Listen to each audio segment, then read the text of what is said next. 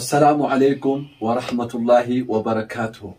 دعوتوتا هردوبتوتا كينيا كان سجنتا أدى اسم برانغها ترى جدوتي أدى بني ترى أمو أرولتي ديبيني جرة قبي أداتين قبي أدى أرانتنا كابني يعني جرو خيستي كيسوما نما جبا كابتين فجرة كيسوما كيارانتنا إنيو جتون كيسا هنولمو سندورة دمو السلام عليكم ورحمة الله وبركاته. على في كيسا كنجلتن bakka maratti ilmaan Oromoodha salamtaan teenya isin haageessu jecha qophii miidhagaa waa irraa barattan isin biraan gahu deemna. Ogeessi kaameraadhaa qophii kana kan miidhaysee nu biraan gahu Abdunaasir Muhammadi. Qopheessaan sagantaadhaa Boonaa Birraadhaati. Hanga xumura sagantaa keenyatti nu faana turan afeerraa kenna. Keessummaan kihoo eenyuun keessan hin oolamtu gahummaa isaattiin isin dabarsa. Keessummaan kiyya Abdii Muhammad arrantana istiidiyoodhatti harkannee isinii dhiyeessinee jirra. Garuu Abdii Muhammad eessarraa ka'eessatti dhalatee eenyu akka ta'e isumaatuutu nu barsiisa. Baga nagaan dhufte siin jenna. Baga nagaan wayyidan. Abdii Muhammad arrantana gaa sagantaa kana fakkaatu irratti si afeerree gaa hawaasa kee biraan yaada qabduu diigattee hojiilee ta'e gahuuf deemna. Abdii Muhammad dura gaa ka'umsa qaba ilmi namaati. Abdii Muhammad eenyu? Abdii Muhammad Abdii Muhammadi. Abdii Muhammad eenyuti? Abdii Muhammad Daawudi. Ayyee. Dhaloonni isaa? Dhaloonni xiyyaa Oromiyaa keessallee ta'uu baattu. Ayyee. Nuti abaabuurraa qabsaa'ota ture uummanni keenya. Abaabileen keenya jechuudha. Abaabileen keenya hundinuu jechuudha. Ayyee. Calanqorraa jalqabe. Hanga irratti. Hanga irraan tanaatti. Ayyee. Kanarratti gaa ani bakkin itti ilaaladde Ayitaadhaan. Somaaliyaa keessa jechuudha. Somaaliyaadha. Mooraa waraanaati. Mooraa qabsaa'otaa. Mooraa qabsaa'otaa keessatti jechuudha. Yeroo sooressi jaarraa abbaa gadaa qabsoodhaaf achi jiru. Achi jiran san haadhaa fi abbaan kiyyaas qabsaa'ota. Hundeen ilmi namaa ka'umsa qabaame hundeen isaanii wayisa. Hundeen isaanii ani hundeen abbaa kiyyaa Haramayaadha. Haramayaa ganda kan. Haramayaa Harroodha. Harroodha jechuudha. Daawwattoota hordoftoota keenya Abdii Muhammad akkuma kunoo eenyummaa isaa nu ibsee iddoo dhaloota isaatiif nu ibsee Abdii Muhammad nama mooraa qabsoo Oromoo keessatti dhalate. Keessumaafuu biyya Somaaliyaa keessatti jechuudha. Ammoo horteen abbaa isaa Haramayaa Harroo bakka jedhanitti jechuudha. Abdii Muhammad yeroo ammaan tanaa jireenya baqaa biyya Yaman magaalaa sanaa keessatti argama. Abdii Muhammad yeroo ammaan tanaa gaheen hojii isaa maali? Kan juufis irra deebi'ee isumaatu nu ibsa. Ayyee. As keessatti gaheen hojii teenyaa durarratti eega baqannee biyya baqaa tana dhufne durarratti hojjannee gaa akkaataatti biyya tana keessa jiraatan itti jiraachuudha. Kan lamadaa waan dandehameen akkaataatti dandehametti hawaasa keenya kafaca'ee gabrummaan dhamaafte kana afooshaa du'aa jiruu uumurratti akkaataa agartee itti hojii jireenya gamtaa uummachuu irratti gaacarraa akka hedduu godhaa turre waa hedduu godhaa turre guyyaa tokkollee hin teenye jechaadha. Waan kana dalaguu irratti jechuudha. Egaa daawwattoota hordoftoota keenya asumaanuu arraan tana guyyaa seena qabeessa. Hoggaan isin jiru seenaan tamee jechuun keessan oolamu. Guyyaa ilmaan Oromoodhaa badii tokko malee namni 450 mana hidhaa Magarishiina biyya Yaman yookaan Jawaazata keessatti namni 405 boombiidhaan nurraa gubatee awwaalcha isaaniillee dhabnee guyyaan kun arraan tana nuuf gadde jechuudha. Guyyaa kana sababeeffachuudhaan keessummaa kiyya Abdii Muhammad asitti afeereetiin waa'ee ilmaan Oromoodhaa mana hidhaa gubatan sanirraas waan takka gaafachuudhaafin asitti waammadhee jira. Istiidiyoo kana fakkaatu keessatti gaa Abdii kun warraan tana as waliin jirra. Abdimee guyyaan irraa kun guyyaa maalii yaadatama? Guyyaan irraa kun guyyaa gurraachaati. Ayyee. Guyyaa dargaggoota qeyroo jechuudha. Ayyee. Warreen gartee kaleessa diina dura dhaabbachaa turan dagaadhaan. Ayyee. Bakka takkatti murruqiin itti buutee biyya namaa namni qowwanii dhufuuf dura lubbuu isaa najaa baasuudhaa fi waan gartee hanga gartee biitti isaa nagee taatutti dirqama baqatee jiraatee daangaa ala bahuun akkoo biyya teenya namni dhufu sanitti daangaa ala bahanii haala mijeeffatanii deebi'uu waan jiru kun seera uumamaati. Akkasitti gaa biyya dhufan tana keessatti barakum lamaa fi 21 baatii sadaffaadha guyyaa torbaa sa'a torbaa fi daqiiqaa 48 yeroo guyyaa alaadaa jechuudha. guyyaa dilbata yookiin alhadaa akkasitti gaamurruqiin sanbuutee jechaadha. Guyyaa sanirraa jalqabee gaddi guddaan guutuu Oromoo irratti taziyaa galee jechuudha. Guyyaa sanallee xalayaa eenyummaa sana jijjiiruudhaaf naafetillee immigireeshina sanitti wal agarre naafetillee eegachi deemne booda wanni sun taate jechuudha. Sa'a muraasa booda jechuudha. Maaliif jennaaniin ijoollee tana sanuma dura hordofaatiin jira. Sanuma duraahu hordofaatiin jira. Nati gaa yeroo dubbannus ni dhufa. Garuu ammaan tana amata ijoollee sanii waan ta'eeffannee guyyaan kun guyyaa irraanfatamuu hin qabne. Guyyaa qeeroo 450 itti dhabne. Itti dhabne jechuudha. Guyyaa gurraacha. Guyyaa gurraacha jechuudha. Guyyaa gurraacha. Guyyaa san yaadachuun Oromoon addunyaarra jirtu hundinuu dirqama qaba jechuudha. Bara 2020 takka baatii sadaffaadha. Guyyaa torbaati. Guyyaa torbaati jechuudha. Guyyaan kun galmee seenaa Oromoo keessatti galuu qaba kun dirqama. Galmaa'uu qabaasi seenaa gaddaati jechuudha. Seenaa gaddaati guyyaa gurraacha nuuf. Egaa mee kanuma wajjin ugaa Abdii Mahammad ijoollee gubattee tun achiin reefilleen dhabamee yeroo guddaan akkasii jechuudha. Hangi tokko hangi madoon haftee akka mana keetitti gartee yaala fudhachaa turan dhageenya. Kanarraa hoo mee maal keessaa bal'iftee nu himta? Kanarraa nama gaafa du'ee akkasitti dhabne hajiru kana lubbuudha qabachuu irratti obboleeyyan keenya kanneen ala jiran hundinuu jechuudha. Waan kana gaa namni dhagahin hin jiru. Akkasitti nama keenya kaanis guyyaa isniinaa guyyaatti aanu jechuudha guyyaa 8 hiriira bahe Oromoon mooraa yuunichisiyaa duratti jechuudha. Hiriira bahee akkasitti gaddasaa dhageessifachuudhaan citurre jechuudha. Ichis ta'a ijoollee ilaalaa yaa turre jechuudha. Kanarraa gartee obboleeyyan keenya kanneen ala jiran gartee wanni kun hundi garmalee ta'uudhaan akka namni keenya gargaaramu irratti akka ijoolleen sayyaala harkattu irratti gargaarsa guuraa turanii jechuudha. Gara nama keenyaatiin ammoo gara miidiyaadhaatiin miidiyaan addunyaa gurguddaan hedduun gabaasaa wal jalaa darbaa ture yeroo sanitti. Gara uummata keenya immoo kan ala jiruun wanni gargaarsaatu ta'e na fakkaata. Gargaarsaatu ta'e keessaafuu warreen gartee qoree nuti warra ala jiru ala beeknuti. Yeroo sanitti ala baanee waan ala jirruuf akkasitti obboleeyyan keenya abbootiin keenya ala jirtu jechuudha. Akkasitti gaafar tokko deebi'aa qoree hundeessaa walitti qoottaadha. Akkasitti nama keenya kana akka gargaartan irratti diinagdee baay'ata nutu baasa. Ijoollee tanas yaala godhaaf waan kan hojjedha jechuudhaan akkasitti qoree ijaarre warreen akkasitti akka gartee namni keenya walitti dhufee mataa walitti qabatu nu godhe keessa biyya alaa tana keessatti abbaa urjiifaadha. Abdulkariim abbaa urjiidha. Warreen ammoo gargaarsaatis qoreeleen gurguddoon gartee nu gargaarte qoree bareentuma xabboo Harargeeti. Kaanis magaalaa biyya Kanadaadha magaalaa Torontoo jaaliyaa siitachi jirtu ati Oromoonni hundinuu waan kana namni keessaa qooduun fudhatin hin jiru jechaadha. Gargaarsa kanarratti. Mee asumarratti koreen isin asi qindeessitanii gargaarsa kun ijoollee san biraan akka gahu godhuu irratti koreen isin qindeessitan ni jira. Koreen qindeessanii jirti koree gargaarsa Yaman koree san namni hedduu shoora taphatee waan gartee ajaa'iba halkanii guyyaa alaa mana isaa dhiisee jechuudha. Warreen gartee ijoollee tana jalqaba duraarraa amma nuti warra dhiiraa fa'aa gaafas toora sanii dhiyaachuutti hin dhiisanii warreen gartee achi dhaqee kanneen ooma isaatiin deemaa ture Kariimaa Umareetii fi Saafiyaa Abdii fa'aa warreen jalqaba duraa jechuudha. Jalqaba duraa Saafiyaa Abdiitii fi Kariimaa Umaree fa'aa. Eeganaa koree nuti ijaarre.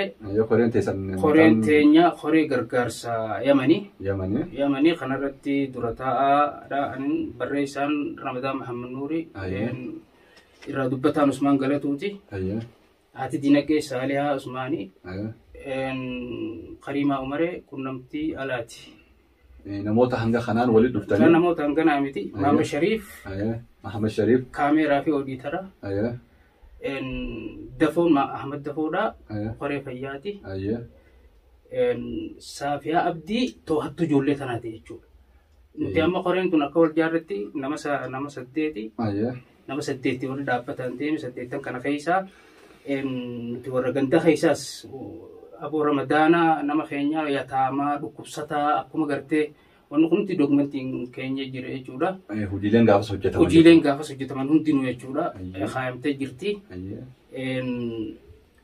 Deemaa jechuudhaan ganda keessaas deemnee nama keenya rakkataa ajaa'ibaa waan adda addaa harkaa turre jechuudha. Akkasitti hanga gaanuti yaanu kana saafiyaa tanaa qofa qabaata. Uummanni kun namoota gartee waan jabduu hojjete jechuudha. Osoo dubartoota dardara gubate kanarraa ijoolleen gubattee wanna taate haffaataa isaan turraa jijjiire jechuudha. Akka yoo makluuqaatti osoo qaama ta'in jechuudha. Waan seenaa keessatti raawwatamuu hin qabne jechuudha. Koreen gargaarsa yaman kun diinagdee uummanni Oromoodhaa jechuudha. Alarraatti ergeen asitti bifa amanummaa qabuun bifa gartee qulqulluudhaatiin hawaasa bira gahuun seenaa jalqabaati. Dhugaa kun waan shakkii hin qabne. Maaliif jennaan yeroo hedduu namni Oromoo iddoo adda addaa jiru namni gargaarsisuun namas gartee gargaaramuu qabaaf jedhamsaniif bira gahan turre. Yeroo tokkollee isin argee fiidoodhaan waraabaa fiidoodhaan kannaa turtan bifa saniin hojjettan. Dhaabbanni akkanaa kun hawaasummaadhaa kun otoo heddummaatee hawaasa keessatti dhaabbatee maal jettanii Abdii Mahammad? Wallaahi wanni takka tana gammachiiftu. Amma fakkeenyaaf nuti yeroo san haa gartee afooshotaa fi waan adda addaa haa dalagaa haa turru malee nama tokkoo fi lama gartee haa agarreefaa akka afooshaatti haa gargaaru malee biyya tana keessatti warreen gartee kiisha isaaniitiif qabee rakkataa keenya dhukkubsataa keenya gamta jaarratee jechuudha. Dargaggoota waldee tumsaa fi gargaarsa qeerroo Oromiyaa. Waldee tumsaa fi gargaarsa qeerroo Oromiyaati. Duuba isinillee garsan keessaa miseensota waldee saniiti. Duuba kan hin dinqisiifadhu keessaa biyya namaa tana eegaan dhufe kan hin arge. Biyya Yaman magaalaa sanaa tana keessaa biyya biraattis numa teenye dinqii kana hojjete qaama hawaasaa ta'e kan gargaarsa tokkollee alarraa hin qabne namoota isaa rakkataa isaa deemee gargaaree gama kaaniin.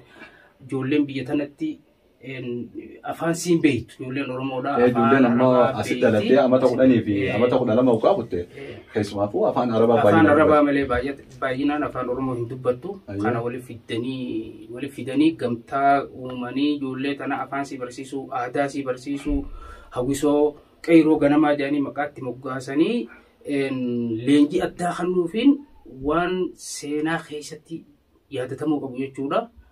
Biyya Yaman tana keessatti waa hedduu kan hin argaa waa hedduu dalagee jira. Asumarrattuu waldeen tumsaa fi gargaarsa qeerroo Oromiyaadha. Fakkeenyaaf har'a eega dhaabbate hoggaa 8. Hoggaa 8. Hoggaa 8 kana keessatti yeroo wayyaaneen ilmaan dargaggeessa Oromoodhaa rasaasaan afeeraa turte san akka oomishaa turte sanitti keessumaafuu Oromiyaa hanga tokko jechuu hin dandeenya. Keessumaafuu baha Harargee tanatti yeroo liidu poolisiin kana gubbaadhaanis uummata weeraraa turte sanitti naannoo sanitti madoo Oromoodhaa tana bakka itti yaalamtu hin qabne yeroo sanitti mootummaan nama keenya mana yaalatti yaaluu ittiin dhiisu kanatti illee gargaaruu amma Awwadaa naannoo adda addaatti Haramaayaa Dirree Dawaadhaa Cinassan Baabbilee Harargee Lixaa Mi'eessoo Baddeessaa magaalaa Finfinneedha naannoo Arsiitti illee namootaan gartee achitti miidhaman hedduudha gargaare. Akkasumatti uummata kan rakkoo silaa asitti isin qabdan kana daran jiran garuu rakkoo uummata biyya teenyaa osoo rakkoo kana garuu usneen laallu jedhanii kan xayyaarri gubbaa fi ganamaa galgala boombii itti gayyaasu jiru magaalaa sanaatirraa jechuudha. Yaman magaalaa sanaatirraa. Kunigaa maalleeyni yoo xiqqaa ta'ellee isaan san hundarra guddaadha jeetiin laala. Akkamitti yoonaan jettan maallaqa amma waldee tumsaa gargaarsa qeerroo Oromiyaa sanaadhaa jedhaniiti isaan sani maallaqachi maallaqa guddaadha maalleenichi gatii waan gabbu'ee jiruuf maallaqa keenya 13,760 ergan Allahu Akbar. Kunigaa akka isaan keessa jiranii wajjiin hoggaa laallu uummanni san jechuudha ka boombiin galgalaa ganama gubbaan kan manni har'aan tana bule boruni bulaan beeyne kan joolleen har'a madrasaa dhayte boruni galtiin beeyne akkasitti maallaqa achitti 200 fi wayii guuranii maallaqa isa rogaa asitti deebi'ee kanatti kaatee malee Allahu akbar.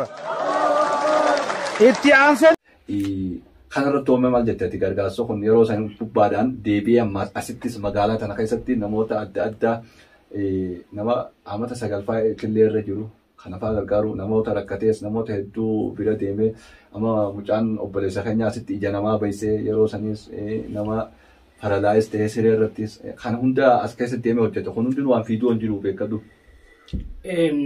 Waan kana hunda qubaan qaba. Haga waan kana OMN Oromiyaa Miidiyaa Neetworkiilee waan kanarraa dubbatee jira.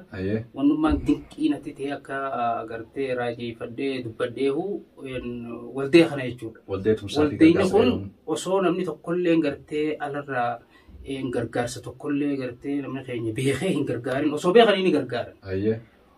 Beekamee hin gargaarin kiisha isaanii keessaa biyya duutuu ifiifuu namni rakkoo jiru tana keessatti walitti dhufee waan qabu walitti buufatee rakkataa isaa cinaa dhaabbachaa asii miti haga biyyaatti erguu kana kun waan gartee sila Oromoollee yoo agartee dinqisiifattu waan ta'eef miilanumaan waa kanaas akka guutuu gartee Oromoo addunyaarra jirutti akka nu gahu akka nu gahaniini dhaammadhaa jechuunis akka durataa horii gargaarsa himanitti. Egaa kanuma gubbaadhaanoo waldeen tumsaa fi gargaarsa qeerroo Oromiyaadha. Ijoolleen asitti afaan Oromoodhaa dubbatuu qofaa miti. Barreessitee akka barattu barsiisaa mana barumsaa Sheek Bakrii Sabaloo tokko dhaabbatee mana barumsaa san bira dhaabbatee gargaaree manni barnootaa sun akka ijoolleedhaaf barnoota laatutti cinaa dhaabbatee sagantaa addaallee godheefii ture.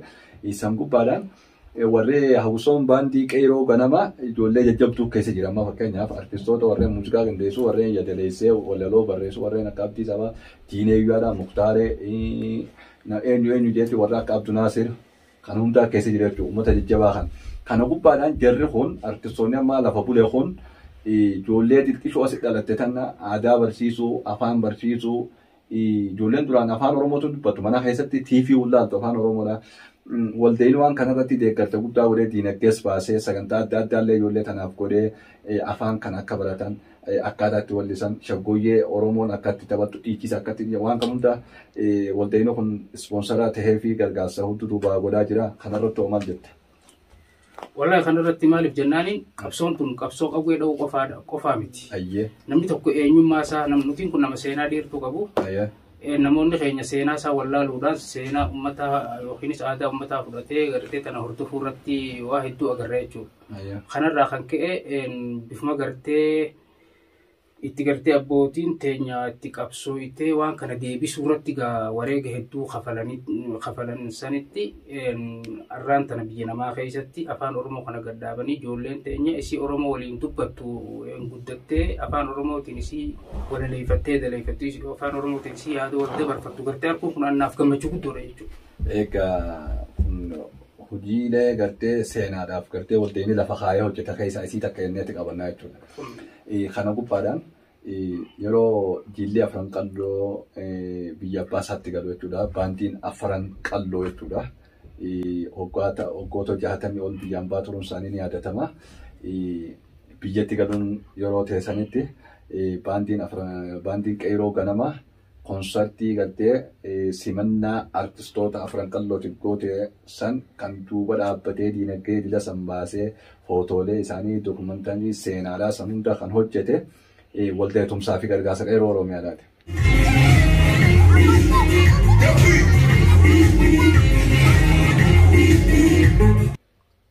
Dhugaadha kun wamoo guyyaa isa hojiirraa qooda fudhanne waan beekamaadha. Ati seenaa isaa tana haasoinee fixuun yeroo dheertu fudhatti. Kanaafuu gartee waldeen kun seenaa dalagu jira. Seenaa tana sabaaf dalagu jira. Saba qabna. Saba bal'aa qabna. Sabni bal'aan Oromoodha.